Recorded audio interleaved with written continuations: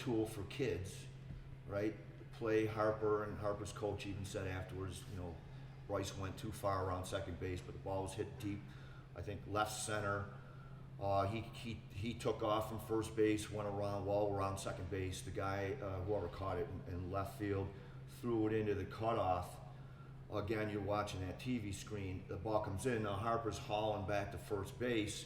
The throw comes into the infield, to the cutoff in the infield, and it's a bad throw. Gets by the infielder, and all out of nowhere in our TV screen, you see Austin Riley come right backing up. Backs up that wild throw, and throws out Bryce Harper at first base, doubles him up. And those are plays that the average fan they don't really recognize or probably give it enough credit. But for kids, I mean, that's baseball IQ. That's reading the game. That's anticipation. Where every play, everybody should be moving. He doesn't back up, and he's just watching that play. Well, that ball's rolling the home plate. You know what I mean? Now Harper can almost maybe get back to second base. Might change the complexion of the game. It was the last inning, but that play, because Austin was backing up, doubling off, ended the game. That's a good teaching video. Well, like you said, I mean, the baseball IQ, the having enough sense, having enough knowledge to be the backup, because again, that play, there's no design in that play where a ball is hit where it was hit for a third baseman to be a cutoff man on a play, again, on a tag back to first or a tag up at first base.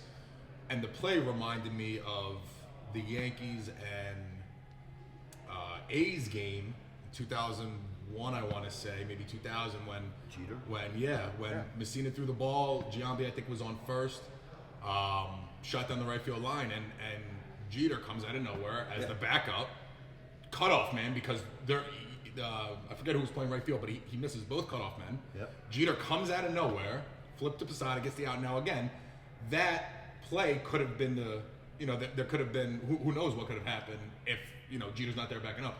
But again, that's not Jeter's play. That was not Austin Riley's play. Right. So to have the baseball IQ to be there and to be able to, back up that play to create the force, or Jeter to come in to get the play at home against Giambi. I mean, it's having enough baseball knowledge, having enough sense to recognize and to make an adjustment as quickly as you can, because again, that's not your play. Right. You're really, you're anticipating.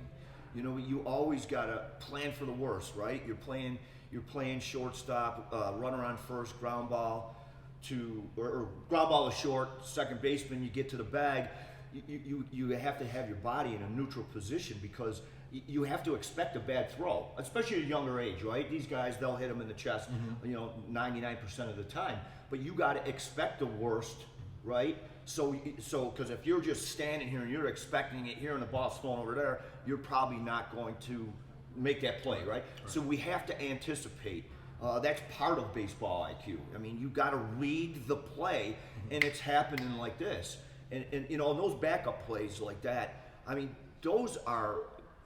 they're the most important. I'm big with teaching kids, one, communicate, but two, everybody should be moving in every play. Like, I mean, you've seen, the Ron Polk book with Mississippi State, and it shows you all different situations. I mean, if there's nobody on, no outs, and there's a ground ball to short, I mean, people, what's happening there? By rights, catcher should be going down that line. Well, that right fielder's got to anticipate that throw from left side of the field that might go wide and up the line, so he's got to get over. Now your center fielder, if that does happen, he's got to be thinking about, if that happens, my right fielder picks up the ball, he's going to throw it to second base because that runner's going to go. My center fielder slides over to back up that throw. So everybody's got to be moving. With kids, it's tough. They become spectators. Right. It's easy. It's just because that's part of coach's job to teach them the game, right? And, in a lot of cases, in today's world, I know what type of player you were. I know how I was. We were up and we were playing all day long. So when we made a team, we knew how to catch, we knew how to throw, we knew how to hit.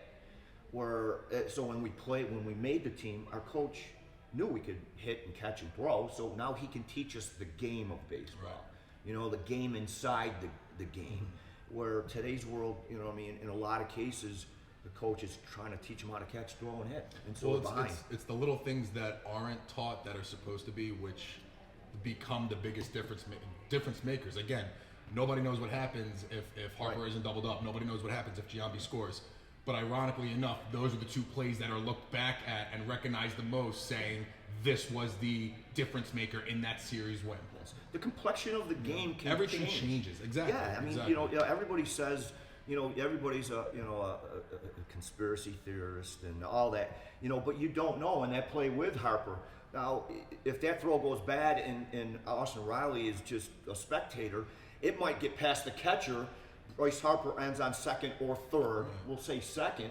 The next guy comes up, because I think it was a 2-run game, I think, at the time, or was it 3? So I believe it was 2 at the time. All right. So now the next guy comes up, hits a home run, the game's tied. Yeah. You know what I mean? So you don't know. You know what I mean?